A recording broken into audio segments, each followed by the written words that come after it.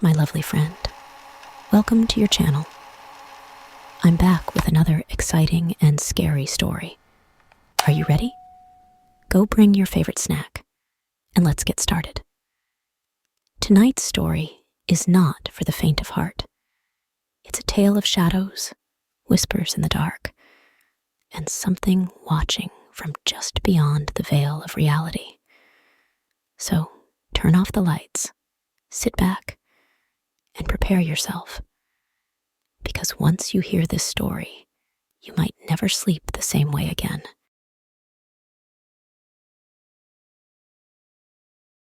It was a rainy night, and I was driving home from my shift at the late-night cafe I work at. It had been a quiet shift, but I still had a weird amount of energy, so I knew I was going to have to take a melatonin when I got home. I was driving my usual route, a scenic road during the day, but majorly dark at night, lacking many streetlights. There were occasional little parking lots with charming strips of stores or family-owned restaurants and shops, and then just stretches of nothingness. And by nothingness, I mean forest, obviously. I was passing one of the aforementioned parking lots of a well-known bakery, and under a light post was a woman standing out in the rain with her arm held out. She was waving me down. I slowed as I realized it was a slightly older woman who appeared to be in her mid-50s.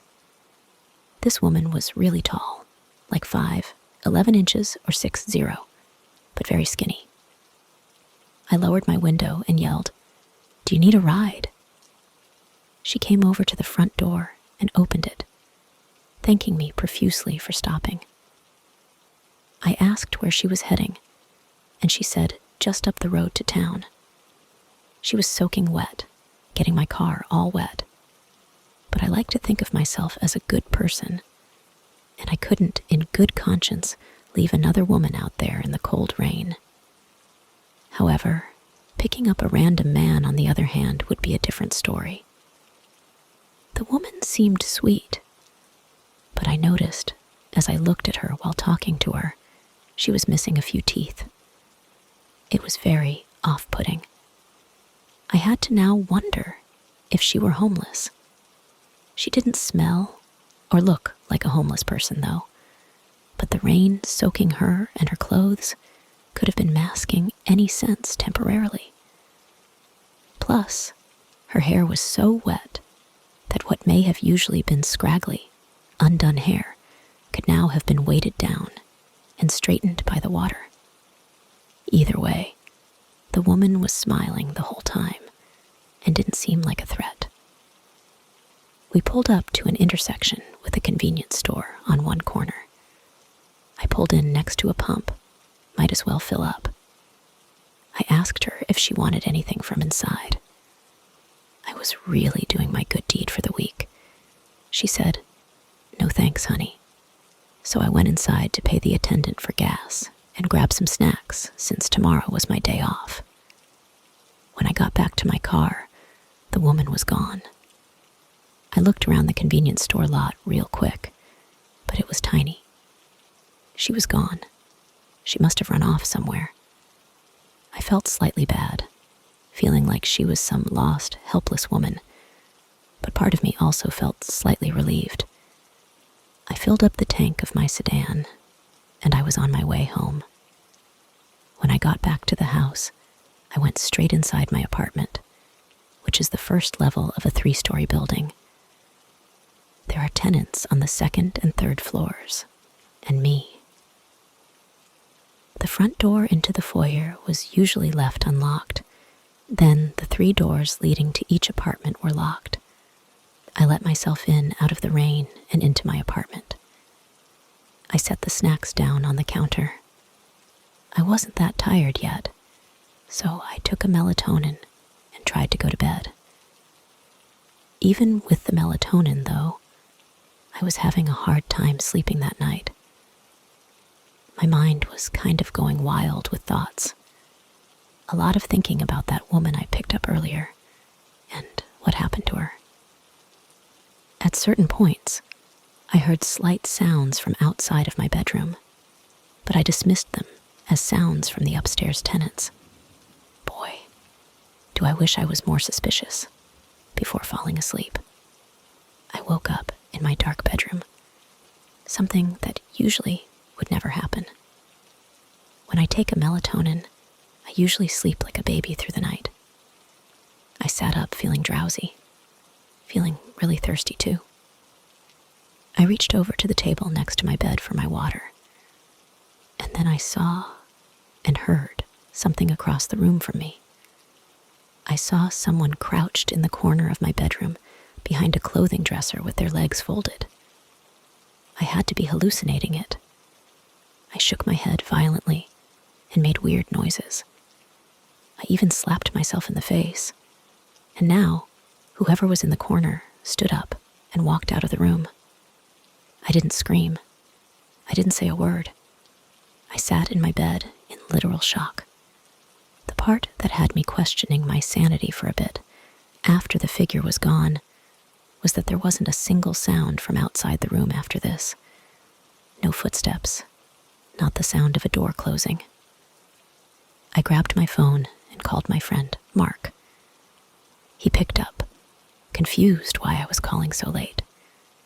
I told him about what I just saw, and he said, "Liz, you probably just had a night terror." I stayed on the phone with him as I was continuing to become more awake, and I left my room and turned on the lights to the living room outside. It was a small space. There was no one in there. I looked around the entire space and could confirm no one was there. I started to believe that maybe I did just hallucinate it, but still, I slept with the bedroom door locked that night. When I woke up in the morning, I drank some coffee and got dressed for the gym. I went to open the door to the foyer and realized it was already unlocked. My heart sank. Last night, what I saw, was it real? I did another look around the apartment, confirming no one was inside. I went out to my car and opened the back door to put my gym bag in the back seat. And that's when I noticed the damp, yellow-brownish stains all over the floor in the back. And my blanket that I always had back there was gone. I wanted to cry or scream. I figured it out. That woman snuck into the back seat last night when I was in the convenience store. She either somehow unlocked the door to my apartment, or I mistakenly left it unlocked. I called Mark again, frantically asking him what to do. He said, "Check and make sure nothing was stolen. And if nothing was, then calling the police really wouldn't do anything." I checked the house and didn't find anything to be missing, just my blanket from the car. I skipped the gym that day.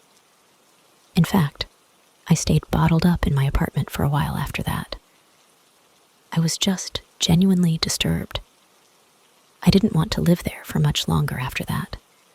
And so, after that month, I found a new place to move into.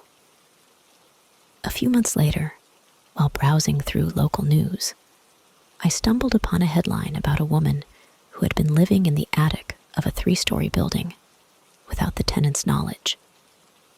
The police had finally caught her after one of the tenants had repeatedly reported strange noises and items going missing. The description of the woman matched the one I had picked up that rainy night. I couldn't believe it. I was both relieved and horrified, knowing how close I had come to a potentially dangerous situation. That experience left a lasting impact on me, and I became much more cautious about my surroundings and the people I interacted with.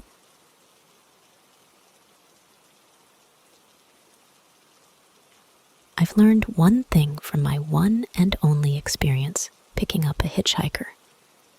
Don't pick up a hitchhiker. It was a Saturday night, probably around 1 in the morning. I was driving down Route 27 in Virginia, a road I commonly took to get into town. It was a long stretch of nothing but woods on either side, with the occasional residence. I was on my way back home from town, and as usual at this time of night around our quiet old town, there was not a single other car on the road. I turned on the off-road lights on my Jeep to have optimal vision on the unlit highway, which allowed me to spot somebody far down the road just standing at the side. As I got closer, I saw him raise his arm up and stick up his thumb. He was trying to hitch a ride. My heart started racing. I had no idea if I should stop or not. I slowed down just to get a better look at the guy. First of all, he seemed like a younger man, maybe 28. He had on a light gray hoodie with the hood over his head and blue denim jeans. The time to make a decision was immediate, and with a lack of my better judgment, in the heat of the moment, I came to a stop, rolled down the window, and asked, "Where are you heading to, friend?" "Just up the road," he said in a deep, quiet tone. "Hop in," I called out the window. He opened the door to my Jeep and stepped inside slowly.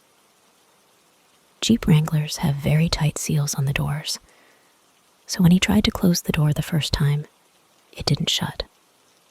I politely said, "Oh, the door didn't shut. Just open and slam it shut real hard. These doors are hard to close." The body language he was giving off in response was unsettling. About 3 seconds after I had finished my sentence, he looked at me, then turned his head slowly to the right, and again waited 3 or 4 more seconds before finally opening the door and then slamming it back shut.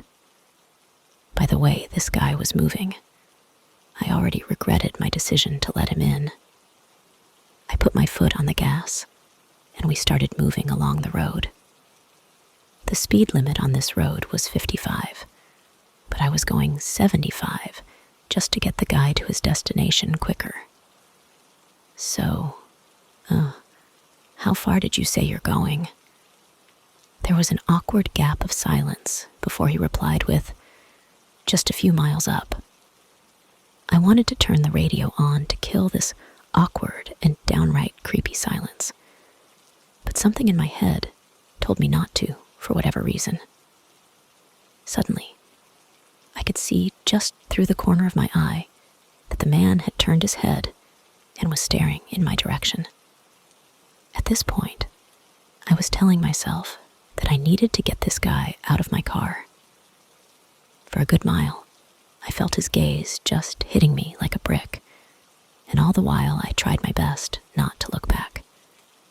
Finally, he turned his head the other way and said, "You know, I've been wondering for the longest time if it's just worth it to end it all."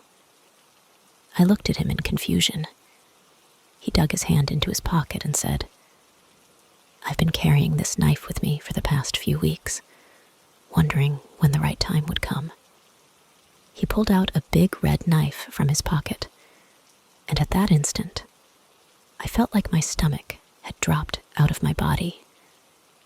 I told him to put the knife away immediately. He told me in a calm, emotionless voice, "Pull over next to that sign." I did what he said, coming to a stop next to a speed limit sign. What followed still haunts me. He began to slit his forearm next to 3 other scars from previous assumed self-inflicted cuts and let out a disturbing moan. I managed to choke out the words, "You need to get out of my car right now, buddy." He looked at me again and said, "Get out of the car. I want to show you something." I told him no, and he raised his knife up closer to me as an obvious threat. "Just get out for a second. There's something I want to show you behind that sign." I knew my life was on the line, and I had to be smart. I said, "Yeah, okay, man, let's go." I opened the door to my Jeep, making a point of leaving it open, raised my hands in the air, and backed away slowly from the door. He too left the car and started walking over to my side. At the exact moment that he was directly behind the car, I jumped back in, threw it into drive, and floored it down the road, never looking back. I got back home within 10 minutes, still breathing heavily and wanting to throw up. This was the scariest thing that has ever happened to me. And I urge everybody and anybody that if you by some chance see a hitchhiker on a dead road at some odd hours of the night, do not take any course of action other than speeding right past them. 3 months after I turned 16 in 2005, I got my first car, a '99 Toyota Camry. On a warm Saturday night, when my friend Jake invited me over to one of his friend's big parties, I knew I wouldn't be in a condition to drive the Camry home afterward, so we carpooled with Jake's girlfriend, Emily. We lived in the countryside of Virginia, meaning less big parties. So when there was a big party, it was a huge deal, and everyone would go. We lived about 5 to 10 minutes away from this kid's house. I knew where he lived, as I was acquainted with him, but not exactly friends. The whole ride there, we took the same 2-lane highway-type road through the woods, and this kid's house was actually on this road further down. At certain points on this road, there were a few houses on either side, and then it would just go back to being a long, empty highway again. The house was tiny, like a lot of houses around the area, but the party was held outside anyways, since his closest neighbors were relatively far away, and noise wasn't an issue. We parked on the grass alongside the road, with maybe 30 other cars, and we had to walk a bit to get there. Fast forward to the party. It was a typical loud, wild party, with music blasting and red Solo cups everywhere. We played beer pong and other drinking games. I met some girls at the party that I had never seen before. One of them caught my eye, and we got to talking and hitting it off. Hours later, the sun was long gone, and I could barely tell it was raining when we started to leave the party. Jake and Emily, however, were nowhere to be found. They must have left without telling me. Furious, I started walking down the dark, empty road back home when I heard rustling from the woods. My mind started racing as I quickened my pace, but then I heard footsteps following me. "Hey, need a ride?" a voice called out from behind me. I turned around to see a young woman, probably around my age, with a hood pulled up over her head, standing next to a car with its lights off. Reluctantly, I got into her car, feeling uneasy but desperate to get home. She introduced herself as Sarah and started driving down the dark road. As we made small talk, I noticed something odd about her demeanor. She kept glancing at me in the rearview mirror with a strange, almost predatory look in her eyes. Suddenly, she pulled over to the side of the road and turned off the engine. "There's something I want to show you in the woods," she said, her voice eerily calm. I refused, but she insisted, her smile never reaching her eyes. Panic set in as I realized I was trapped. I quickly unlocked the door and bolted out of the car, running into the woods with Sarah close behind. I could hear her footsteps gaining on me, her breaths growing louder and more erratic. Just as I thought I had lost her, I tripped over a tree root and fell hard to the ground. Sarah was on me in an instant, pinning me down with an unnatural strength. She whispered in my ear, "You should never pick up a hitchhiker." In a last-ditch effort, I reached into my pocket and grabbed my keys, jabbing them into her arm. She screamed and loosened her grip, giving me just enough time to scramble to my feet and run back to the road. I flagged down the first car I saw, driven by a middle-aged couple who immediately called the police. Sarah was never found, and the experience left me deeply scarred. To this day, I can still hear her chilling whisper in my nightmares, a constant reminder of the night I barely escaped with my life.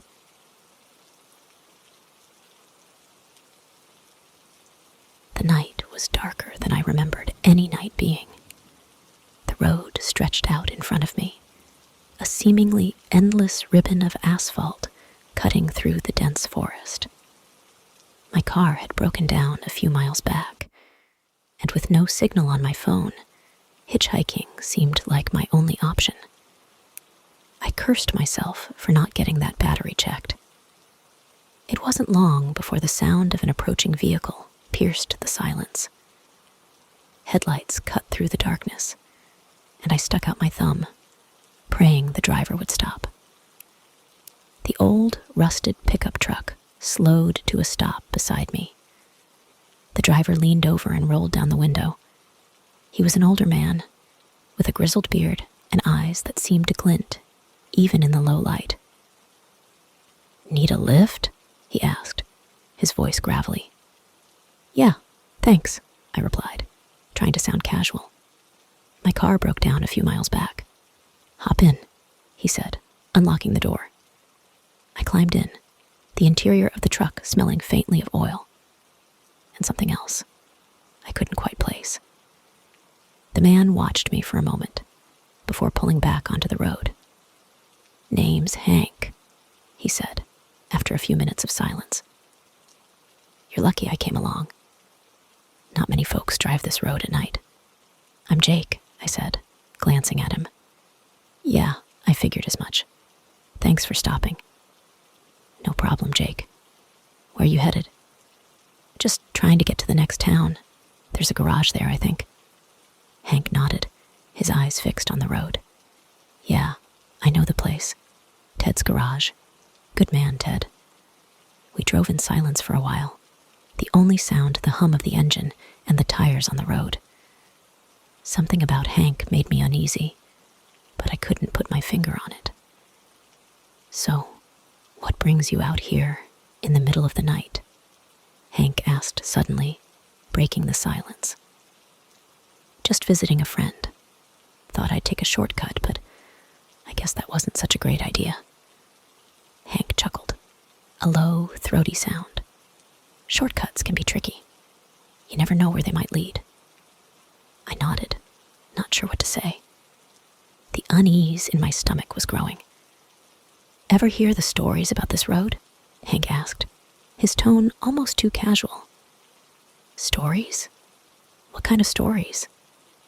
"People say it's haunted," he said, glancing at me with that glint in his eye again. "A lot of folks gone missing around here over the years." I forced a laugh. "Yeah? Like who?" Hank shrugged. "All kinds. Travelers, hitchhikers, people like you." The hairs on the back of my neck stood up. "Is that so?"